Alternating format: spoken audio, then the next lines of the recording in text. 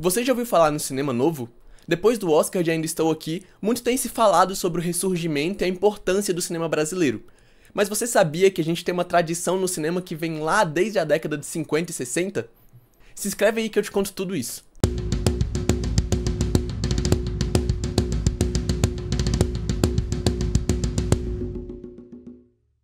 Antes da gente entrar diretamente no cinema, vamos voltar um pouco e falar do contexto social e político em que tudo isso aconteceu. Entre o fim da ditadura Vargas e o começo da ditadura empresarial militar, o Brasil pôde vivenciar vários avanços nos direitos dos trabalhadores, no desenvolvimento industrial e no desenvolvimento econômico. Esse período também foi o tempo de maior efervescência cultural da nossa história. A Bossa Nova surgiu, a gente ganhou as primeiras 2 Copas, a Bienal de São Paulo virou um dos eventos de artes plásticas mais influentes do mundo, nossos maiores museus foram criados, e estava muito em alta o teatro brasileiro de comédia, o teatro de arena e o teatro oficina. E principalmente a partir da segunda metade da década de 50, a Revolução Brasileira passa a ser almejada por vários setores da cultura, que vão ver na arte uma forma de incentivar o sentimento revolucionário do povo. Essa revolução era idealizada de uma forma diferente por cada grupo, mas em geral, o fim da fome, a luta pela alfabetização e a reforma agrária passaram a ser pautas comuns a todos. Tinha também o pensamento anticapitalista e anti-imperialista,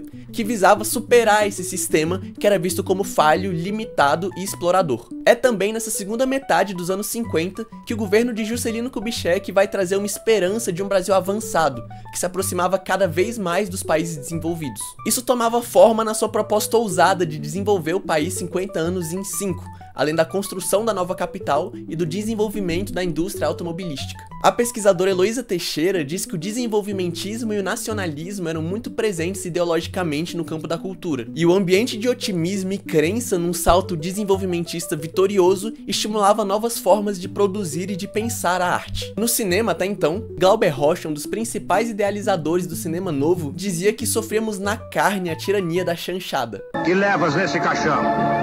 Um monte de... Então, depois do infeliz fracasso da companhia cinematográfica Vera Cruz, alguns cineastas vão procurar uma forma de organizar um novo cinema que se inscrevesse de forma crítica no processo cultural brasileiro. Eles denunciavam o cinema colonizado e a nossa dependência aos grandes centros de cinema. Nas palavras de Glauber, nossa geração tem consciência, sabe o que deseja.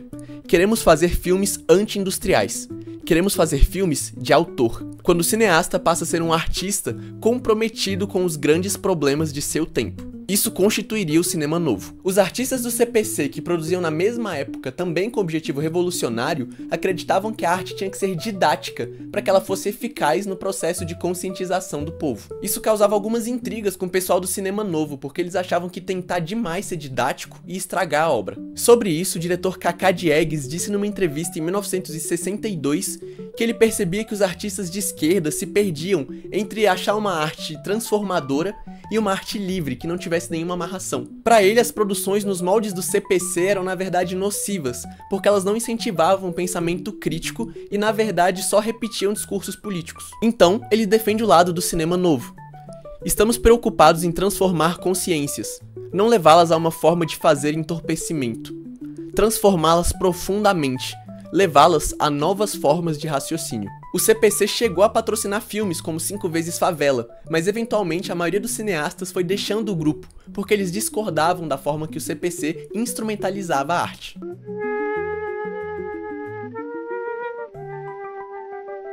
Precisamos impedir isso!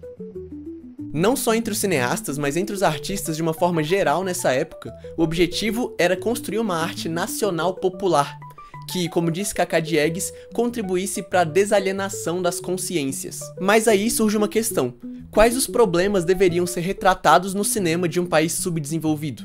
É um país subdesenvolvido, subdesenvolvido, subdesenvolvido, subdesenvolvido, subdesenvolvido, subdesenvolvido, subdesenvolvido, subdesenvolvido, subdesenvolvido. Filmes como Vidas Secas, de Nelson Pereira dos Santos, vão discutir a fome, a miséria e a exclusão da população nordestina do Pacto Nacional de Desenvolvimento Econômico. Porque havemos de ser sempre desgraçados, fugindo no mato que nem bicho. Podemos viver como sempre, fugindo que nem bicho. Já em Deus e o Diabo na Terra do Sol, de Glauber Rocha, o tema da revolução social por parte dessas populações marginalizadas vai aparecer com homenagens a Antônio Conselheiro e Lampião, respectivamente o Deus e o Diabo, que de diferentes formas mobilizam o povo para uma emancipação. Se entrega, Corisco! Eu não entrego ao sereno, me entrego só na morte, de parabéns na mão.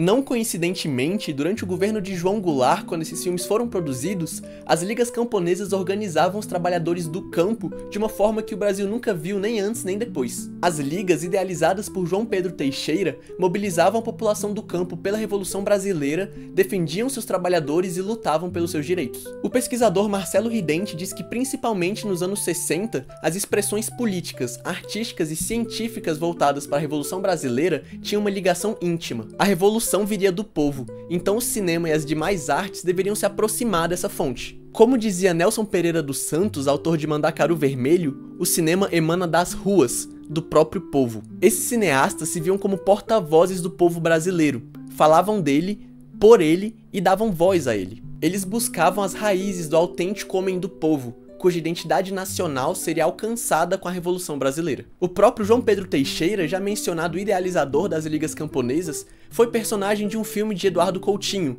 Cabra Marcado para Morrer, que teve sua produção interrompida com um golpe em 1964 e foi finalizado só 20 anos depois. Depois de passar por Pernambuco, a Univolante chegou à Paraíba no dia 14 de abril. 2 semanas antes, João Pedro Teixeira, fundador e líder da Liga Camponesa de Sapé, tinha sido assassinado.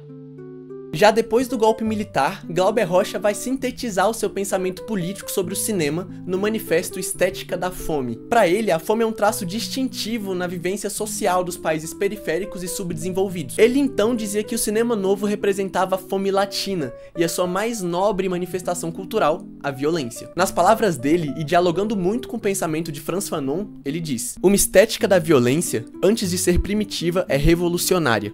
Eis aí o ponto inicial para que o colonizador compreenda a existência do colonizado. Somente conscientizando sua possibilidade única, a violência, o colonizador pode compreender pelo horror a força da cultura que ele explora. Enquanto não ergue armas, o colonizado é um escravo. Foi preciso um primeiro policial morto para que o francês percebesse um argelino." O tema da violência é constante nas várias produções do cinema novo, inclusive no famoso Terra em Transe, também de Glauber Rocha. Eu sou um homem pobre, um operário. Sou presidente do meu sindicato. Estou na luta das classes. Acho que está tudo errado.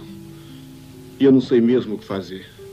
O país está numa grande crise e o melhor é aguardar a ordem do presidente.